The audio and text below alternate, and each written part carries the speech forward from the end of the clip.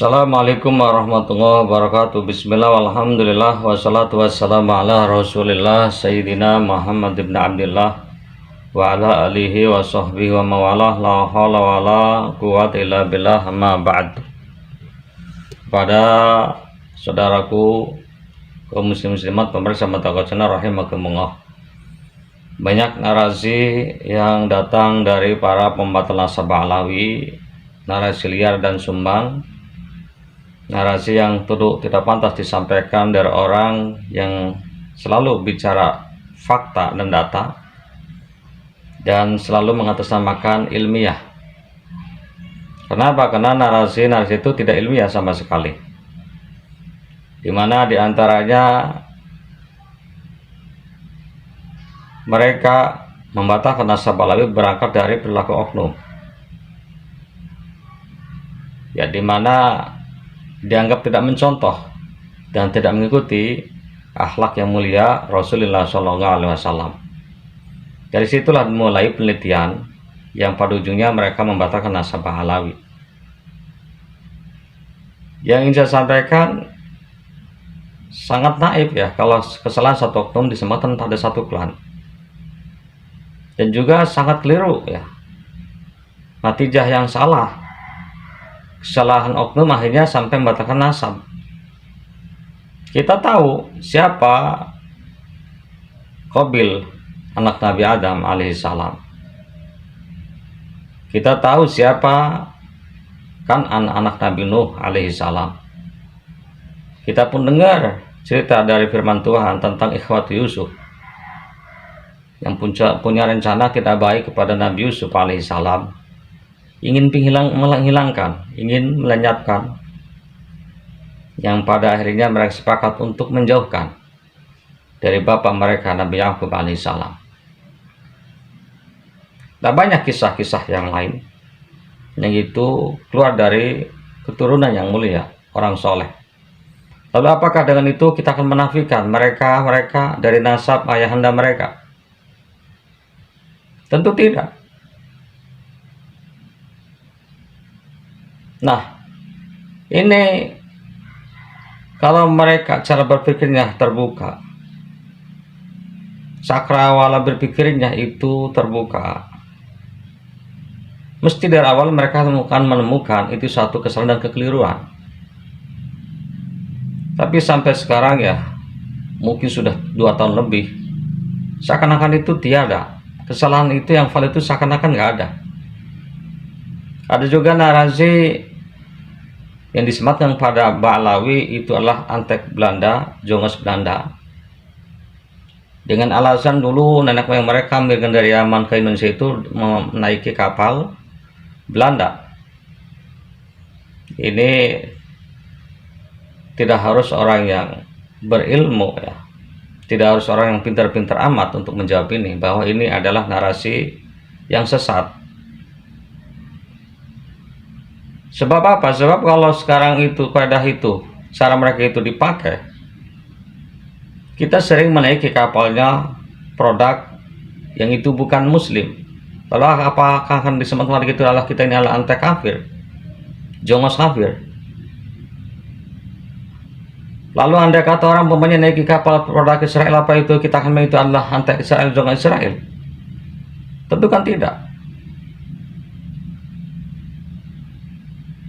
Dianggap itu Ba'alawi dianggap jongos Belanda, antek Belanda, karena Habib Utsman bin Yahya itu kan sebagai muftinya Betawi yang bekerja dengan Hindia Belanda.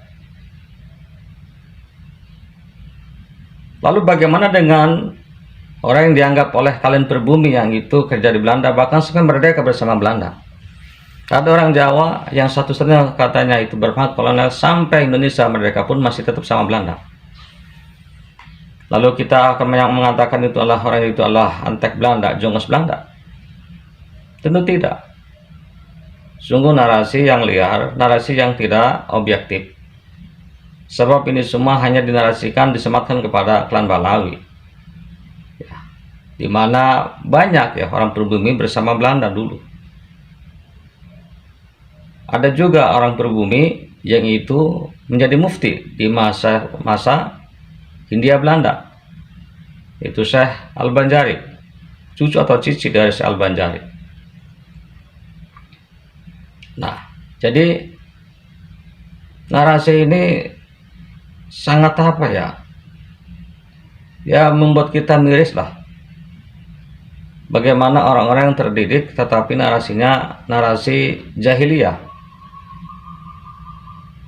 Ada juga narasi yang itu disematkan ya, yang berdasarkan katanya dari pandangan agama bahwa itu adalah Yahudi karena sifatnya mirip Yahudi, atau hasil DNA-nya itu adalah gen Yahudi. Ini sama juga itu ya.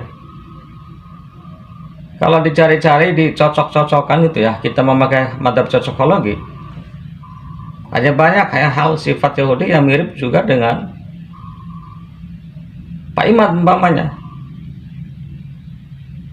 yang dalam penelitiannya comot-comot, ambil sesuai dengan selera, ketika keliru tidak mengakui kesalahan.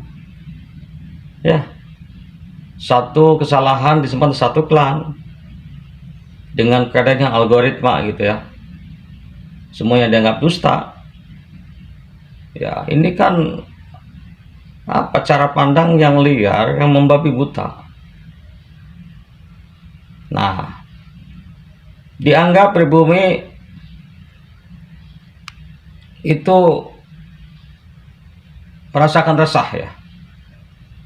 Pribumi katanya masih dijajah. Pribumi yang mana begitu loh. Lalu pula Bahlawi nggak ada jasanya di Nusantara ini. Ya, sampai menanyakan, ente ketika perang di Poris, perang yang dinamai, di mana ente dengan bapak-bapak ente dan lain sebagainya. Ya, orang ini seakan-akan paling teliti dengan sejarah, paling tahu dengan sejarah. Seakan-akan orang ini sudah berumur ratusan tahun seluk-beluk di sejarah. Dia berada dimanapun ketika dalam proses kemerdekaan bangsa negara Indonesia ini, sehingga begitu pede, yakin dan pasti menafikan Bahlawi tidak ada ikut serta dalam memerdekakan bangsa Indonesia ini. Nyatakan itu bukan satu dua, banyak sejarah Bahlawi yang ikut serta memerdekakan bangsa Indonesia ini. Bahkan kan diantara yang disampaikan Presiden kita Bung Karno ya, itu kan mengakui keturunan Arab itu bagian daripada Indonesia. Lalu datang ya narasi sumbang, katanya Pak Ahmad Yani datang ke Buntet menanyakan status mereka di Indonesia. Ya, lalu dijawab oleh ulama, biarkan mereka, itu kan saudara kita Muslim. Coba mana itu catatan dan bukti sejarahnya? Ya, jadi kalau narasi asal siapapun bisa. Ya, untuk itu para pemirsa, pada kesempatan ini saya ingin menghadirkan video. Ya, mudah-mudahan